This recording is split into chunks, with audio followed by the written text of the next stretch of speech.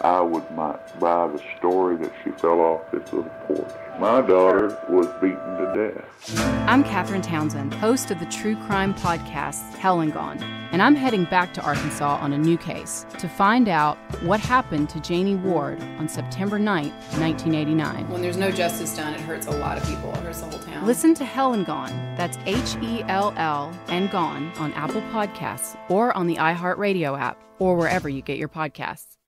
You're listening to Noble Blood, a production of iHeartRadio and Aaron Mahnke. Listener discretion advised. In 1786, John Adams and Thomas Jefferson visited the battlefield at Fort Royal Hill in Worcester, England. Adams was the ambassador to Great Britain. Jefferson was negotiating trade deals with Europe. And the two were political rivals, but they had traveled together in order to see the place where the Royalists had been utterly defeated by Oliver Cromwell and his army over 2 centuries prior. Adams and Jefferson found the place deeply moving. After all, like Oliver Cromwell, the pair had first-hand experience in waging war to overthrow a monarch. But to the shock and shame of the future presidents, Worcester locals seemed to barely note or care at all that they lived near the historic battle site. And so John Adams delivered what he called an impromptu lecture to the townspeople. "Do Englishmen so soon forget the ground where liberty was fought for? Tell your neighbors and your children that this is holy ground, much holier than that on which your churches stand.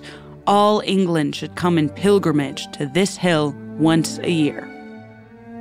To Adams and Jefferson, Worcester represented the place where liberty-loving Englishmen had risen up to conquer a despotic would-be king. But less than a decade after the battle, England had welcomed Charles II back to their shores with open arms, parades, and celebration. He was a homecoming son, the merry monarch who became synonymous with indulging in women and debauchery. Those familiar with Charles II tend to imagine him after the restoration of the monarchy as king in a flowing curly wig and surrounded by a fleet of spaniels. But just after the Battle of Worcester, he was a man on the run. Haircut short, in ill-fitting shoes, always just an inch ahead of certain death at the hands of parliamentary soldiers searching for him. Charles would spend his young life doing whatever it took to win his crown back and avenge his father's execution, even if it meant sacrificing religion, friends, safety, and dignity. How much would he be willing to give up in order to win back his birthright? For Charles II, if it meant being king, the answer was everything. I'm Dana Schwartz, and this is Noble Blood.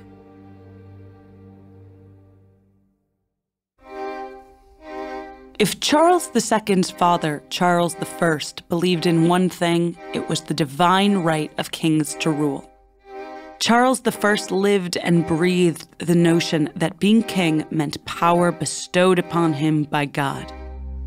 After all, wasn't it God who made him king in the first place? And that belief was one he instilled in his young son from the very beginning. Remember, son, you were chosen by God to rule, and your will is God's will. That was the constant refrain for young Charles II in his father's court. That and don't become a Catholic like your mother. Charles II's mother, Henrietta Marie of France, had only been given permission by the Pope to marry the Anglican King Charles I if she promised to be a force for Catholicism in Europe.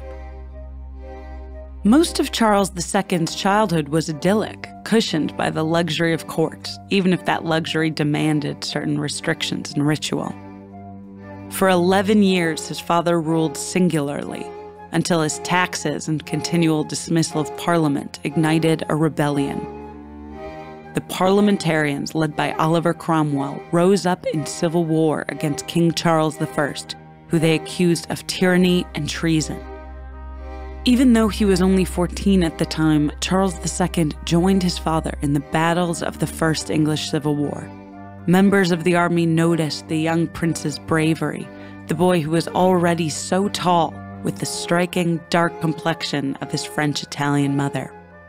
He stayed with his father on the front lines of battle, on warships refusing to retreat to the safety of below deck, fighting a more and more perilous war against Oliver Cromwell's new model army.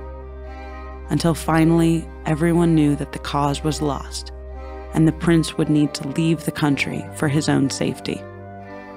The prince's mother, the queen, had already left, sobbing and calling out for her husband until her boat disappeared beneath the horizon. Charles II's younger sister and brother were left behind, separated and hidden. But as heir to the throne, Charles II represented a massive threat to the new republic that the parliamentarians were building. His freedom meant royalists could still rally behind him, and so they needed him dead.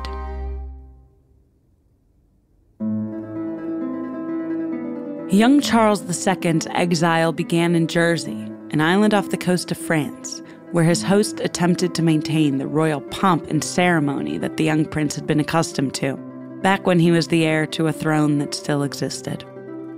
Charles II would sit alone at elaborate banquet tables every night for dinner. Kneeling squires would offer each dish one at a time, while another servant carved a portion of the food to serve for the prince, and a third on a bended knee offered a silver bowl for him to rinse his hands. A cupbearer poured his wine, always tasting it first to check for poison, and lifted a silver basin under the prince's chin while he drank, so a drop would never fall and soil his fine royal clothes. It was empty, pathetic pageantry. Charles II was a prince without a nation, a teenage exile surrounded by hollow ritual that no longer had any meaning. He had servants, but no power. After Jersey, his exile brought him to Sicily and finally to France, where he was able to join his mother. In France, the prince who had battled on warships alongside his father's army was treated like a child. His only income was pocket money given to him by his mother. Although later in life, Charles II would be famous for his lascivious flirtations and many mistresses, as a young man he was gawky and awkward, especially compared to the sophistication of the French court. There was a princess there at court, Madame de Montpensier, titled and fabulously wealthy. In short, she would be a strategic match, and the two were sat next to each other at a feast to see if Charles might be able to woo her. Later, Madame de Montpensier would recount the evening back to her friends, who shrieked in laughter. The prince humiliated himself, and Madame de Montpensier was humiliated for him. He sat next to her, so paralyzed with fear that he didn't utter a single word for 15 minutes. Not long after that banquet, Charles II left France to stay with his elder sister and her husband in the Netherlands, hoping that the Dutch might be more willing than the French to help his father in the fight still raging in England. But it was too late. The former King Charles I was defeated by the parliamentarians and brought into custody, awaiting trial. It would be a trial for treason, and the penalty was death. Charles II went to extraordinary lengths to try to protect his father, engaging in every flavor of diplomacy. Begging, forging new allies, offering ransoms, writing to the new parliamentarian government, and all but begging for his father's life. Finally, he made the ultimate concession. Charles II sent the new English government a blank sheet of parchment with his signature at the bottom. A literal carte blanche, a moral blank check. It said, "I will agree to anything to save my father." Cromwell and his government ignored it. On an icy day at the end of January, the former King Charles I was brought to the scaffolding for his execution. He put on 2 shirts before he left his prison cell, so people wouldn't see him shivering in the cold and think that he was afraid. Even as he walked the steps to his death, Charles I never denounced his faith or his belief in the divine right of kings. In his final words, Charles I addressed the large crowd that had assembled to bear witness to the regicide. He called himself a martyr of the people, and one final time, proclaimed his innocence. But the crowd was held too far away, and Charles I was blocked by a wall of parliamentary guards. The king's final address to his people went entirely unheard. Charles I lowered his head onto the block and apologized for his long hair in case it made the executioner's job more difficult. He gathered it beneath a silk cap. Then, finally, for the first and only time in British history, the executioner brought his blade down on the neck of a monarch. When the executioner held up the head to the crowd, he was expecting cheers. The crowd only gasped. It was very, very quiet. It said when Charles II heard of his father's execution, he fell to the floor and screamed in agony.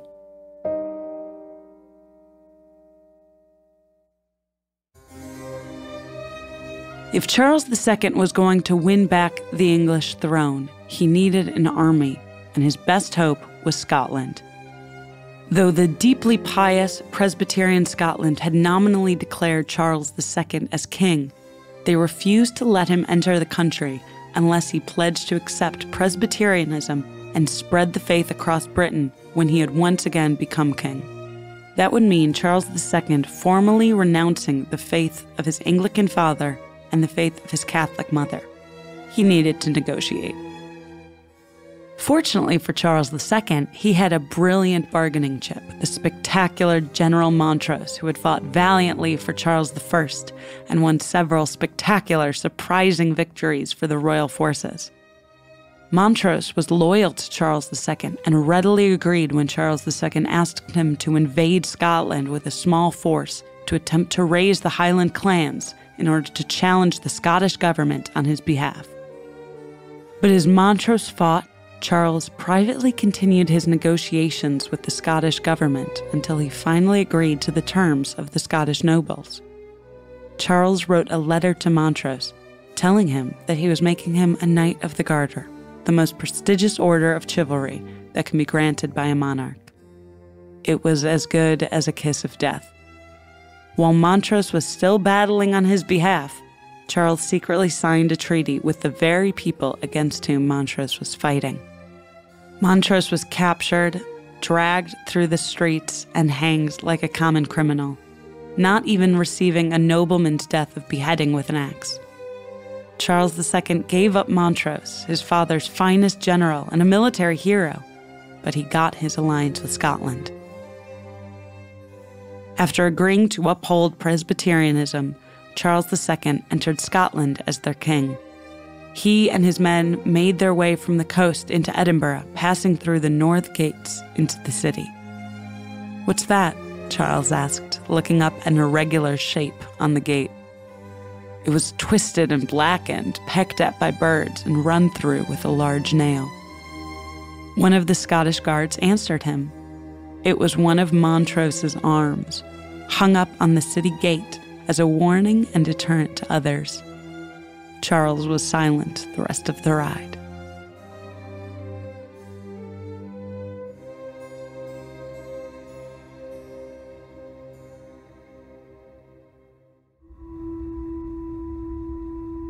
Even though he was technically king in Scotland, having signed the Presbyterian Covenant meant that that crown was almost more symbolic than anything. It had about the same power as a crown made of foil or a Burger King paper crown a few hundred years too early. See, while his father had a foundational faith in the divine right of kings to rule as granted by God himself, the Presbyterian Scots saw a king as more of a magistrate than anything else. Charles was a king again, but with no real kingliness. In Scotland, the king was a man just like anyone else, and, like other men, Charles II was required to obey the strict protocols of the religion. He was forbidden from walking about on Sundays and forced to sit through 6 hours of Sunday sermons. With the covenant, Charles had signed away his religion and his divine power, but at least he had an army willing to go up against Oliver Cromwell in England. And on September 3rd, 1650, they got their chance. Cromwell and his men had advanced in a preemptive strike towards Edinburgh when they met with the Scottish forces in the Battle of Dunbar. The Scots massively outnumbered the Englishmen, and they also occupied the high ground, leaving the English soldiers trapped between a hill and the North Sea. All the Scottish army needed to do was wait them out. But the Scottish general believed that England was already fatally weakened, and so Scotland charged. Cromwell watched with amazement. "The Lord hath delivered them into our hands," he said. It was a decisive victory for England that put the entirety of southern Scotland under their control and left Scotland completely humiliated. Needing a scapegoat for the victory, they forced their king, Charles II, to publicly declare that the outcome of the battle was God's punishment for the sins of his parents and his entire family. What could the young king do but agree? He was a king in name only, a puppet for the Scottish Presbyterian Covenanters. And so Charles II swallowed his pride and did as they asked. Now, Charles II's path for winning back the English throne would require him doing it on English soil. And so he and a small army of Scottish men and the English royalists he could gather along the way went down south to make their final stand against Oliver Cromwell at the Battle of Worcester. This time, it was the English who had the advantage of numbers. Nearly 30,000 men, the largest army ever assembled on British soil, and double what Charles had been able to gather. Cromwell had predicted the movements of Charles and his armies and made a strategic decision to delay the charge 3 days so it would occur on September 3rd, 1651, exactly 1 year to the day after he had beat Scotland in the ground in the Battle of Dunbar. Worcester was an instant massacre for Charles II and his army.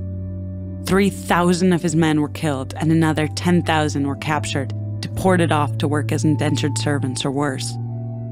As Charles and his close cadre of men rode away from the battle site, the king kept stopping his horse. His father had taught him to always fight on the front lines. "We have to go back," Charles II said. "We have to keep fighting." His men looked at one another, but only for a split second. "That was it," one of his men finally said. "The battle is over."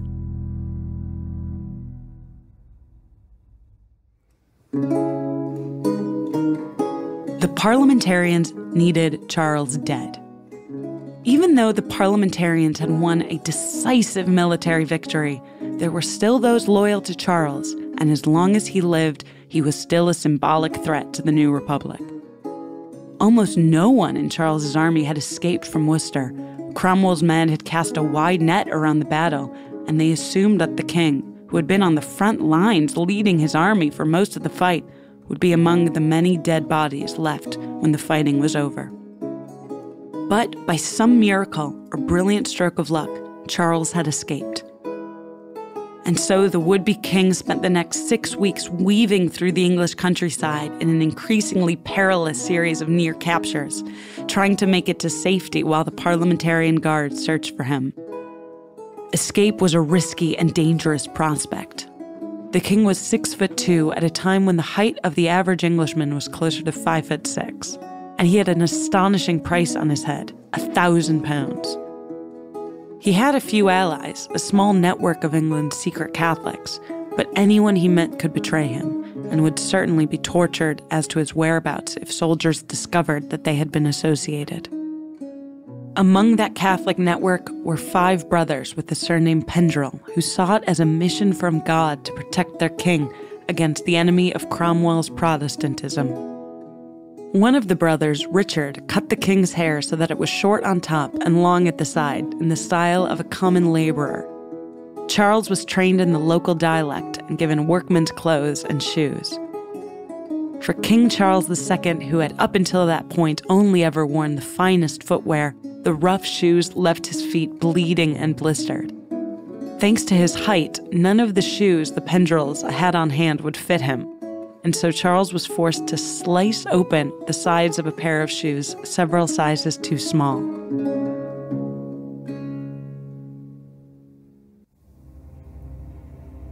Charles would go days without sleep, making escapes in the middle of the night to estates where he might be welcomed and smuggled in. Charles was hidden inside secret priest holes where Catholics hid priests to keep them safe from forced conversions after the religion had been outlawed. A captain named, of all things, William Careless, had been one of the final royal soldiers to make it out of Worcester alive. He and Charles had made it to the Boscobel estates, where the Pendrell brothers were caretakers, only to hear of an approaching battalion of Puritan guards. Careless knew that if he brought the king inside, no matter how well hidden the house's priest holes were, eventually the soldiers would find him. And so, at Careless's suggestion, William Pendrell brought out a ladder. Careless and the king climbed high into an oak tree dense with leaves and stayed there for an entire day while a troop of Cromwell's guards marched beneath them, searching the countryside for a king who, at that very moment, was 12 feet above their heads. The king was asleep in the branches when a pair of guards sat at the base of the tree, taking a break from their search to clear the rubble from their shoes. Careless was awake and came to a terrible realization. His leg was asleep, and Charles was lying on his leg. If the sleeping Charles didn't move, Careless's numb leg would cause them both to tumble from their perch directly onto the guards below. And so, covering Charles's mouth so he wouldn't yell, Careless pinched him, and then pinched him again. Mercifully, Charles woke up and quietly shifted his weight, and the two remained safely hidden in their perch until the guards moved on.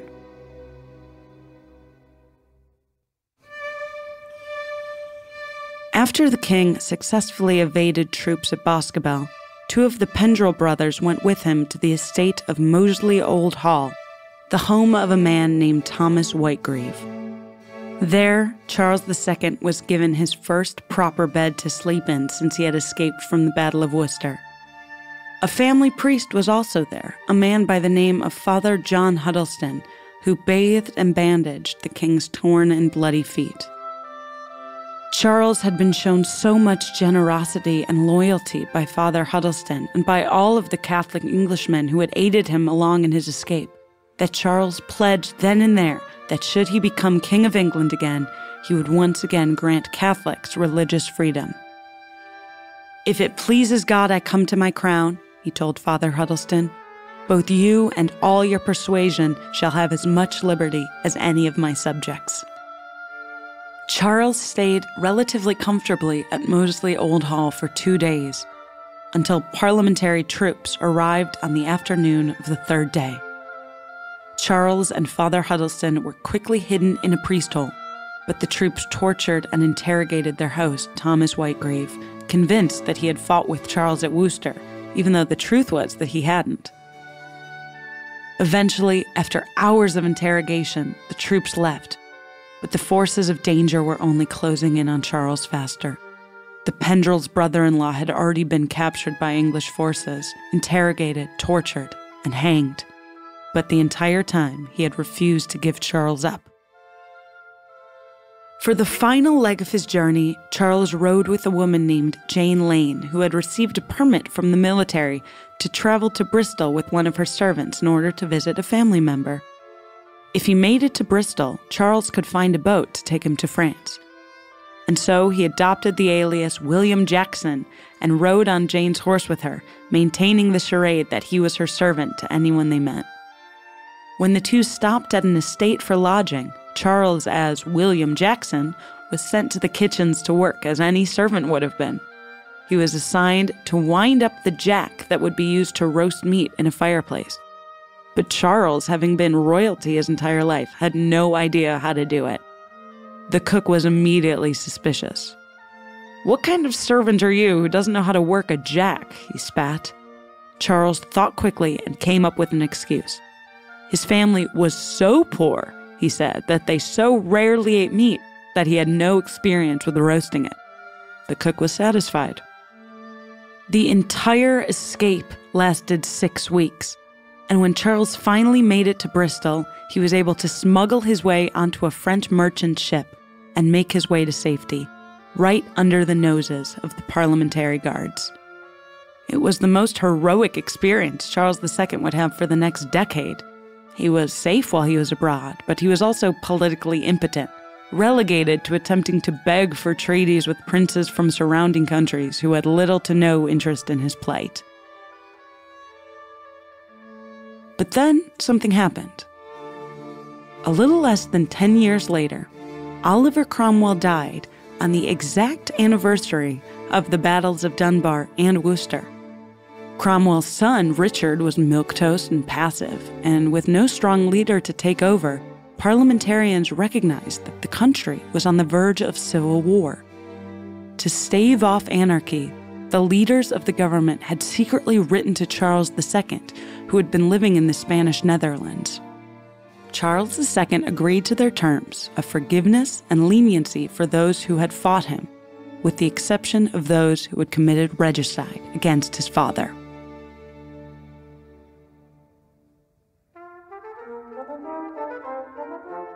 And so, in 1660, Charles II was welcomed back to England. He hadn't won the crown, really. This was, if anything, a victory of waiting and circumstance. But it didn't matter. Even if it was a role stripped of its power, even if he was a symbol, even if he was a puppet, none of it mattered. He was finally the King of England. Charles would spend much of his later life recounting the story of those 6 weeks he had spent on the run to rapt audiences. It had been the only time in his life where he interacted with common people and lived by his wits, completely free of palace ritual and formality. They were weeks of piracy and adventure, of death-defying odds, and close calls that became closer the more often the stories were told. Charles II would be an indulged king, famous for his feasts and mistresses, known for his flamboyant fashions and general hedonism. And though he was a king, Parliament still retained much of the power that they had had in the interregnum. When Charles attempted to pass a rule permitting Catholic worship, as he had promised his loyal supporters who had risked their lives to aid in his escape, Parliament instantly forced him to withdraw it. Charles capitulated. There was nothing he could do, or nothing he would be willing to do, if it meant risking his position, the throne for which he had sacrificed so much to gain.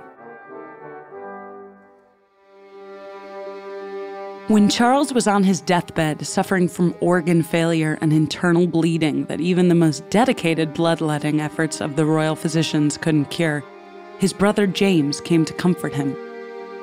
Though Charles had over a dozen illegitimate children, he had none by his wife, and so James would be next in line for the throne. James brought his dying brother a priest. "Sire," he said, "this good man once saved your life. He now comes to save your soul." It was Father John Huddleston, the very man who had once bandaged Charles' feet when he was escaping from English soldiers so long ago. Though King Charles had outwardly portrayed himself as loyal to the Church of England for his entire adult life, he had secretly been Catholic, devoted to the faith of his mother and of the people who had shown such courage in helping him escape. Before Charles II died, Father Huddleston performed the rite to formally receive him into the Catholic Church. Charles was finally free to be loyal to his true beliefs when he had nothing left to lose.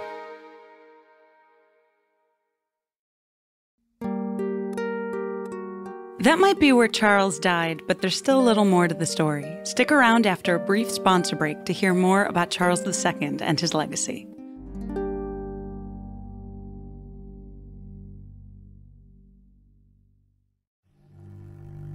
I get a lot of emails about cold cases all the time, and usually when I look at a story, I can tell in the first 5 minutes what probably happened. But this one was just really strange. I'm Katherine Townsend, host of the true crime podcast Hell and Gone. And then I was asking people, well, what's wrong? What's wrong? And when we got in the sheriff's office, he said Janie was dead. No explanation. Janie Ward was 16 years old when she died under mysterious circumstances. She was at a party at a cabin in the woods in the small town of Marshall, Arkansas. I might buy the story that she fell off this little porch. My daughter was beaten to death. I'm heading back to Arkansas on a new case to find out what happened to Janie Ward on September 9th, 1989. Listen to Hell and Gone, that's Hell and Gone, on Apple Podcasts or on the iHeartRadio app or wherever you get your podcasts. We've got data breaches and identity theft dominating the news these days, so just how safe is it to spit into a tube and send it to a company for genetic testing? I'm Baratunde Thurston, and on this special episode of Spit, we tackle that very question and more with two experts, computer scientist Gina Matthews and data privacy and security executive Ariel Silverstone. I think the solution will actually come with the help of big tech. Companies like 23andMe now have an incentive to request an overarching privacy framework in the United States. I think a lot of people are uneasy with it, but don't see an effective way to be a citizen of the modern world without it, because we haven't demanded a different playing field. Listen to Spit, an iHeartRadio podcast with 23andMe on Apple Podcasts or on the iHeartRadio app, or wherever you listen to podcasts.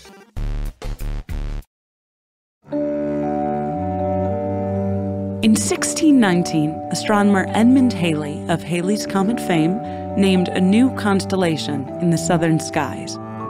With 12 stars, Halley drew a mighty tree with far-extending roots and a thick, leafy canopy. He called his new constellation Robur Carolinum, Charles's Oak. But this new constellation overlapped heavily with the constellation Argo Navis, the Great Ship. And as astronomers mapped the stars of the area in the years to come, they largely forgot or ignored Robur Carolinum, such that now the constellation is considered obsolete. But just because it's no longer marked in the stars doesn't mean that Charles's tree is forgotten. To this day, the Royal Oak remains a popular name for establishments frequented by the laborers the king had once spent time with. English pubs. Noble Blood is a co-production of iHeartRadio and Aaron Mahnke. The show is written and hosted by Dana Schwartz and produced by Aaron Mahnke, Matt Frederick, Alex Williams, and Trevor Young. Noble Blood is on social media at Noble Blood Tales, and you can learn more about the show over at noblebloodtales.com. For more podcasts from iHeartRadio, visit the iHeartRadio app, Apple Podcasts, or wherever you listen to your favorite shows.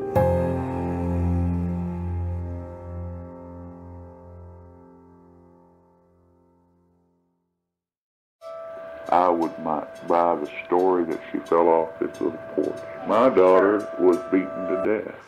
I'm Katherine Townsend, host of the true crime podcast Hell and Gone, and I'm heading back to Arkansas on a new case to find out what happened to Janie Ward on September 9th, 1989. When there's no justice done, it hurts a lot of people. It hurts the whole town. Listen to Hell and Gone, that's Hell and Gone, on Apple Podcasts or on the iHeartRadio app or wherever you get your podcasts.